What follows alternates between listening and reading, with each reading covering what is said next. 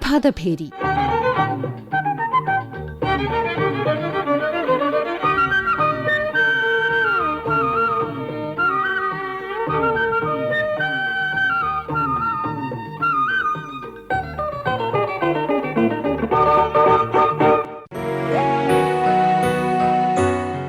തടയാനാകുന്ന ഒരു രോഗം പ്രിയപ്പെട്ട ഒരാൾക്ക് ബാധിക്കുന്നതിനേക്കാൾ വലിയ സങ്കടം ഇക്കാലത്ത് വരാനില്ല.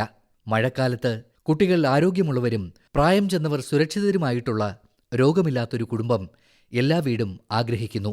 എന്നാൽ ഉപേക്ഷിക്കപ്പെട്ട ഒരു ചിരട്ട, കെട്ടിക്കിടക്കുന്ന വെള്ളം നിറഞ്ഞ ഒരു ചട്ടി, അല്ലെങ്കിൽ മൂടിയില്ലാത്ത ഒരു പാത്രം എന്നിങ്ങനെയുള്ള അശ്രദ്ധ അപകടകരമായ രോഗങ്ങൾ പരത്തുന്ന കൊതുകുകളുടെ പ്രജനന കേന്ദ്രമായി മാറിയേക്കാം. പകർച്ചവ്യാധികൾ തടയുന്നത് ആശുപത്രികളിലല്ല, നമ്മുടെ സ്വന്തം വീടുകളിലും പരിസരങ്ങളിലുമാണ്. ഫ്രൈഡേ ഒബ്സർവേഷൻ നമ്മൾ യൂഷ്വലി നടന്നുകൊണ്ടിരിക്കുന്ന പ്രോഗ്രാമാണ്. പക്ഷെ അത് റീഇൻഫോഴ്സ് ചെയ്ത് കൊടുക്കാൻ വേണ്ടി ഇപ്പം ഫ്രൈഡേ യൂഷ്വലി സ്കൂൾസിലും സാറ്റർഡേ ഓഫീസുകളിലും സൺഡേ വീടുകളിലുമാണ് ചെയ്യുന്നത്. Thiruvananthapuram district medical officer doctor Bindu Mohan. ഇപ്പൊ ഡ്രൈഡേ ഒബ്സർവേഷൻ വെച്ചാൽ നമുക്ക് ഡ്രൈ കണ്ടെയ്നർ എലിമിനേഷനും, അതായത് ചിരട്ടകള്, കുപ്പിയുടെ അടപ്പുകൾ, പ്ലാസ്റ്റിക് പാത്രങ്ങൾ, ഒഴിഞ്ഞ പ്ലാസ്റ്റിക് പാത്രങ്ങൾ, ഒഴിഞ്ഞ ടയറുകൾ, പിന്നെ ഈ മുട്ടത്തോട്, കൊക്കോന്റെ തോട്, പാഷൻ ഫ്രൂട്ടിന്റെ തോട്, അങ്ങനെ വെള്ളം കെട്ടിക്കിടക്കാൻ സാധ്യതയുള്ള കാര്യങ്ങളെല്ലാം നമ്മൾ ഇല്ലാതാക്കുക എന്നുള്ളതാണ് ഉദ്ദേശം. കാരണം ഈ ഡ്രൈ കണ്ടെയ്നർ എലിമിനേഷൻ അല്ലെങ്കിൽ വെറ്റ് കണ്ടെയ്നർ എലിമിനേഷൻ വെച്ചാണ് ഇതിലാണ് കൊതുകുകൾ മുട്ടയിട്ട് പെരുകാനുള്ള സാധ്യത. വെള്ളം ഇതിൻ്റെ അകത്ത് കിടന്ന് കൊതുക് മുട്ടയിട്ട് ഒരു 7 ദിവസം ആകുമ്പോൾ മുട്ടയിട്ട് പെരുകാനുള്ള സാധ്യത ഇതിൻ്റെ അകത്താണ് വരുന്നത്. അപ്പൊ അത് ഇല്ലാതാക്കാൻ വേണ്ടിയാണ് ഡ്രൈ ഡേ ഒബ്സർവ് ചെയ്യുന്നത്. ഇപ്പം ശരിക്കും 3 ദിവസം ആണെങ്കിലും എല്ലാ ദിവസവും ചെയ്യേണ്ടതാണ്. പക്ഷേ അത് ഒരു റീഇൻഫോഴ്സ് ചെയ്യാൻ വേണ്ടിയാണ് നമ്മൾ ഈ ദിവസം നിർബന്ധമായിട്ട് ചെയ്യണമെന്ന് പറയുന്നത്. സ്കൂളുകളിലാകുമ്പോൾ കുട്ടികൾ കുറച്ചുകൂടെ സീരിയസ് ആയിട്ട് വിഷയങ്ങൾ എടുക്കുന്നതാണ്. കൊച്ചുകുട്ടികളുടെ കാര്യങ്ങൾ പറഞ്ഞു കൊടുക്കുമ്പോൾ ഒരു കൂടുതൽ ഇൻട്രസ്റ്റ് ആയിട്ട് കാര്യങ്ങൾ എടുക്കും. അതുപോലെ ഓഫീസുകളിലും, കാരണം ഓഫീസുകളാകുമ്പോൾ നമ്മൾ ശ്രദ്ധയില്ലാതെ കിടക്കുന്ന സ്ഥലങ്ങൾ, മിക്ക ഓഫീസുകൾ ഒറ്റ നില കെട്ടിടങ്ങളുടെ മുകളിൽ, അംഗൻവാടികളുടെ മുകളിൽ, അങ്ങനെയുള്ള സ്ഥലങ്ങളിലും, പിന്നെ വീടുകളിലാകുമ്പോൾ അബാൻഡൻഡ് ഹൗസുകൾ, അബാൻഡൻഡ് കോമ്പൗണ്ടുകൾ, പിന്നെ ഈ ഡിപ്പാർട്ട്മെന്റുകളിലാകുമ്പോൾ ഇവർ ചെയ്യുന്ന പണി, PWD ഒക്കെ ചെയ്യുന്ന പണി സ്ഥലങ്ങൾ, കെട്ടിടങ്ങൾ ചെയ്യുന്ന സ്ഥലങ്ങൾ, ബ്രിഡ്ജസ് ചെയ്യുന്ന സ്ഥലങ്ങൾ, ഓടകൾ, അങ്ങനെയുള്ള സ്ഥലങ്ങളിലെല്ലാം വൃത്തിയാക്കി ഇടാനുള്ള നിർദ്ദേശങ്ങൾ കൂടെ നമ്മുടെ ഭാഗത്ത് കൊടുക്കുന്നുണ്ട്. സ്കൂളുകളിൽ എല്ലാ ദിവസവും വായിക്കാനായിട്ട് ചെറിയ ചെറിയ ബിറ്റ് നോട്ടീസ് പോലെ നമ്മൾ കൊടുത്തിട്ടുണ്ട്. ഓരോ ദിവസവും ഓരോ അസുഖങ്ങളെ പറ്റിയുള്ള ചെറിയ ചെറിയ നോട്ടീസുകൾ വയ്ക്കാനായിട്ട് കൊടുത്തിട്ടുണ്ട്. ഇത് കൂടാതെ ഓരോ അസുഖങ്ങൾ വരുന്ന സമയത്ത് പത്രത്തിലും അതുവഴി അവയർനെസ് കൊടുക്കാനായിട്ട് ഓരോ കാര്യങ്ങൾ ചെയ്യുന്നു. മഴക്കാല രോഗങ്ങളുടെ വർദ്ധിച്ചു വരുന്ന ഭീഷണി തിരിച്ചറിഞ്ഞ് കേരള ആരോഗ്യ വകുപ്പ് വാരാന്ത്യ ഡ്രൈ ഡേ ക്യാമ്പയിൻ അവതരിപ്പിച്ചുകൊണ്ട് പ്രതിരോധ നടപടികൾ ശക്തമാക്കിയിട്ടുണ്ട്. ഈ സംരംഭത്തിന്റെ ഭാഗമായി വെള്ളിയാഴ്ച സ്കൂളുകൾക്കും ശനിയാഴ്ച സർക്കാർ ഓഫീസുകൾക്കും ഞായറാഴ്ച വീടുകൾക്കും പരിസരങ്ങൾക്കും വേണ്ടി നീക്കിവച്ചിരിക്കുന്നു. നമ്മുടെ ജില്ലയിലെ എല്ലാ വിദ്യാലയങ്ങളിലും പകർച്ചവ്യാധികൾ പകരുന്ന ഒരു സാഹചര്യം ഉള്ളതിനാൽ ജില്ലയിലുള്ള എല്ലാ സ്കൂളുകൾക്കും ആവശ്യമുള്ള നിർദ്ദേശങ്ങൾ നമ്മൾ കൊടുത്തിട്ടുണ്ട്. വിദ്യാഭ്യാസ വകുപ്പ് തിരുവനന്തപുരം ഡെപ്യൂട്ടി ഡയറക്ടർ ശ്രീജ ഗോപിനാഥ്. അതിൽ ഏറ്റവും പ്രധാനമായിട്ട് നമ്മൾ കൊടുത്തിട്ടുള്ളത് ഡ്രൈ ഡേ ആചരിക്കുന്നതിനായിട്ട് ഗവൺമെന്റ് നിർദ്ദേശപ്രകാരം ബന്ധപ്പെട്ടുള്ള നിർദ്ദേശങ്ങളാണ്. അതായത് നമ്മൾ കഴിഞ്ഞ വർഷവും നമ്മൾ എല്ലാ വിദ്യാലയങ്ങളിലും വെള്ളിയാഴ്ച ഫ്രൈഡേ ഡ്രൈ ഡേ എന്നുള്ള രീതിയിൽ നമ്മൾ ആചരിക്കുന്നുണ്ടായിരുന്നു.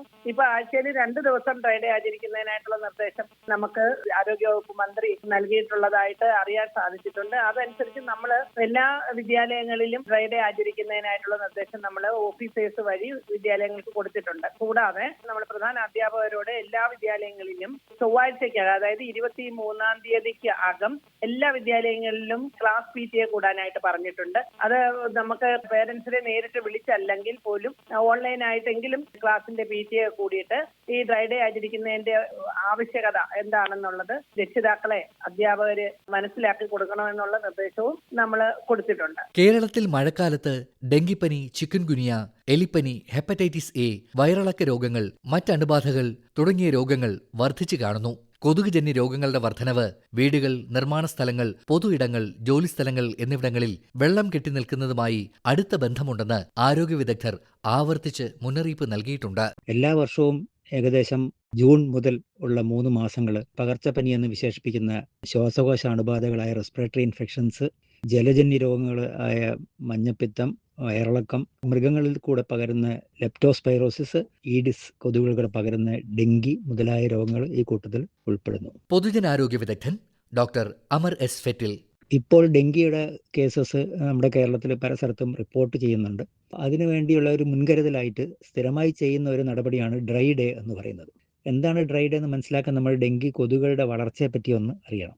ഡെങ്കി കൊതുകുകൾ ക്ലിയർ ആയിട്ടുള്ള കെട്ടി നിൽക്കുന്ന ചെറിയ അളവ് പോലുമുള്ള വെള്ളത്തിനകത്ത് വളരാൻ സാധിക്കും. അവിടെ മുട്ടയിട്ട് അത് അതിൻ്റെ കൂത്താടിയായി അത് വളർന്ന് അഡൾട്ട് കൊതുവായിട്ട് പറക്കാൻ എല്ലാം കൂടെ ഒരു 7-8 ദിവസമാണ്, അല്ലെ 10 ദിവസം വരെയൊക്കെയാണ് അതിൻ്റെ ഒരു ലൈഫ് സൈക്കിൾ, ജീവിതചക്രം എന്ന് പറയുന്നത്. അപ്പോൾ ഈ വിധം ക്ലിയർ ആയിട്ടുള്ള വെള്ളം ഈ സീസണിൽ കെട്ടി നിൽക്കുന്നത് നമ്മൾ മുറ്റത്തൊക്കെ കളഞ്ഞിരിക്കുന്ന പാട്ടകൾ, കണ്ടെയ്നേഴ്സ്, ചിലപ്പോൾ പഴയ ടയർ കിടക്കുന്നുണ്ടാവും, ചിരട്ടകൾ, പ്ലാസ്റ്റിക് കവറുകൾ മുതലായതിലെല്ലാം ഉള്ള ചെറിയ ക്വാണ്ടിറ്റിക്കകത്ത് ഇത് വളരാം.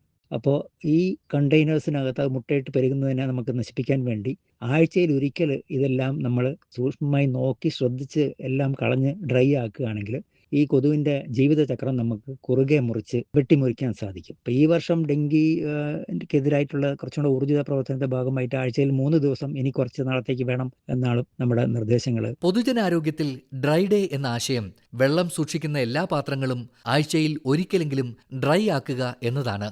വെള്ളമെടുക്കുന്ന പാത്രങ്ങൾ, പൂച്ചട്ടികൾ, റെഫ്രിജറേറ്റർ ട്രേകൾ, ഉപേക്ഷിച്ച ടയറുകൾ, ചിരട്ടകൾ, മഴവെള്ളം ശേഖരിക്കപ്പെടാൻ സാധ്യതയുള്ള മറ്റ് വസ്തുക്കൾ എന്നിവ കാലിയാക്കുന്നതും വൃത്തിയാക്കുന്നതും കൊതുകുകളുടെ എണ്ണം ഗണ്യമായി കുറയ്ക്കും.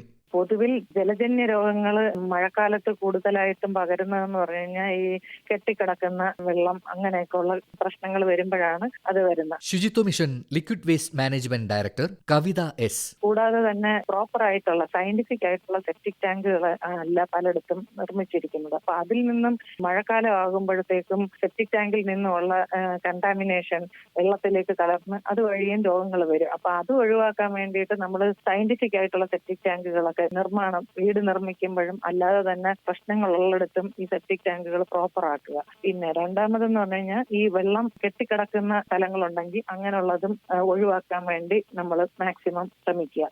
അതുവഴിയാണ് ഇപ്പൊ ഡെങ്കി ആണെങ്കിലും അങ്ങനെയുള്ള അസുഖങ്ങളും വരുന്നത്. കൂടാതെ പുഴകളിലൊക്കെ വലിച്ചെറിയുന്ന മാലിന്യങ്ങൾ അതുവഴിയും നമ്മൾ കുടിവെള്ള സ്രോതസ്സുകളും ഒക്കെ മലിനപ്പെട്ടുകൊണ്ടിരിക്കുന്നു. അതും ഒഴിവാക്കാൻ വേണ്ടി ശ്രമിക്കുക. അതായത് സോളിഡ് വേസ്റ്റ് ആണെങ്കിലും അല്ലാതെ സെപ്റ്റേജ് മാലിന്യവും പുഴകളിൽ കൊണ്ട് തള്ളുക അങ്ങനെയൊക്കെ ഉള്ളത് വഴിയും അതിൽ നിന്നും രോഗങ്ങൾ പടരുന്നതാണ്. അപ്പൊ അത് ഒഴിവാക്കുക.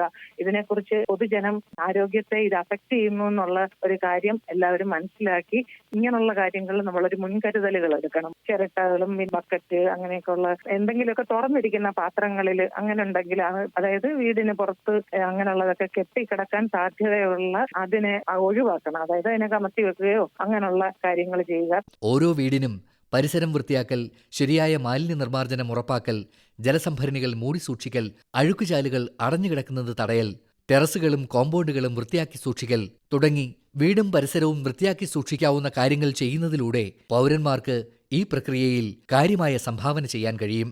കാലാവസ്ഥാജന്യ രോഗങ്ങള് ആയുർവേദത്തിൽ വളരെ മുന്നേ തന്നെ വളരെ പ്രാധാന്യത്തോടു കൂടി തന്നെ പറഞ്ഞിട്ടുണ്ട്. കാലടി ഗവൺമെന്റ് ആയുർവേദ ഡിസ്പെൻസറിയിലെ senior medical officer doctor G P. Siddhi. അതായത് ജനപദോധ്വംസനീയം എന്നൊരു കോണ്ടെക്സ്റ്റ് ആണ്. അതായത് നമ്മുടെ ഒരു കാലാവസ്ഥ, അന്തരീക്ഷത്തില് ഈർപ്പാംശം കൂടുന്ന സമയം, അതുപോലെ തന്നെ ഒരു കാലാവസ്ഥയിൽ നിന്നും മറ്റൊരു കാലാവസ്ഥയിലേക്ക് പെട്ടെന്ന് മാറുന്ന സമയം, ഈ സമയത്തൊക്കെ കൂട്ടമായി മനുഷ്യർ ജീവിക്കുന്ന സ്ഥലത്ത് ഭൂമി, അതുപോലെ തന്നെ അന്തരീക്ഷ വായു, അതുപോലെ തന്നെ ജലം, ഇതെല്ലാം ഒരുപോലെ ദൂഷിക്കാൻ കാരണമാകുന്നു എന്നാണ് പറയുന്നത്. അന്തരീക്ഷത്തിലെ രോഗാണു സാന്ദ്രത കുറയ്ക്കുന്നതിന് ധൂപനം, അതായത് ഒരു മാസ് ഫ്യൂമിഗേഷൻ, അപരാജിതം എന്ന് പറഞ്ഞൊരു ധൂപചൂർണമാണ് ഗവൺമെന്റ് സെക്ടർ വഴി ഇപ്പൊ നമ്മൾ പ്രൊവൈഡ് ചെയ്യുന്നത്.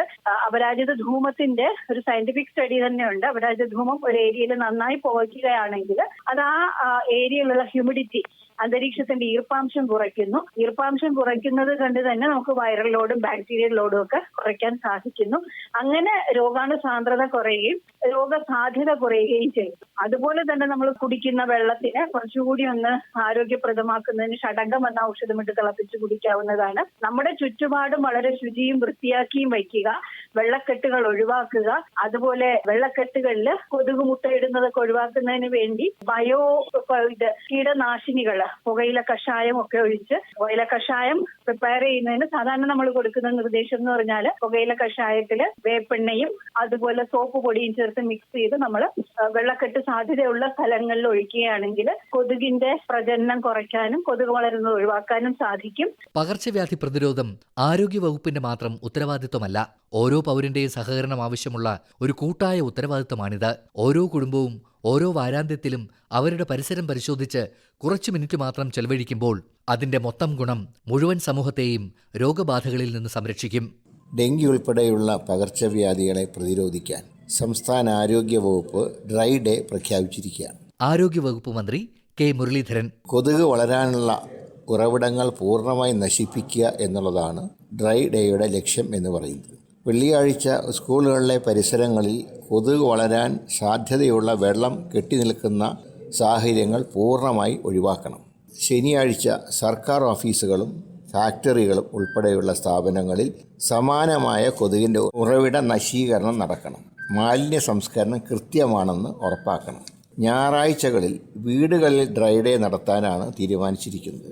വീടും പരിസരവും വീട്ടുകാർ എല്ലാവരും ചേർന്ന് ശുചീകരണം നടത്തണം. ഫ്രിഡ്ജിന് പിന്നിലെ കെട്ടിക്കിടക്കുന്ന വെള്ളം, പൂച്ചട്ടികളിലെ വെള്ളം, അലക്ഷ്യമായി കിടക്കുന്ന ചിരട്ടകൾ ഇവയെല്ലാം കൊതുക് വളരാൻ കാരണമാകും. എല്ലാവരും ഒറ്റക്കെട്ടായി ശുചിത്വത്തിൽ പങ്കാളികളാകണം. Dry day വിജയിപ്പിക്കണം. പകർച്ചവ്യാധികളെ അകറ്റി നമ്മുടെ ആരോഗ്യം സംരക്ഷിക്കണം. പകർച്ചവ്യാധികൾക്കെതിരായ പ്രതിരോധത്തിന്റെ ആദ്യ പടിയാണ് വൃത്തിയുള്ള അന്തരീക്ഷം.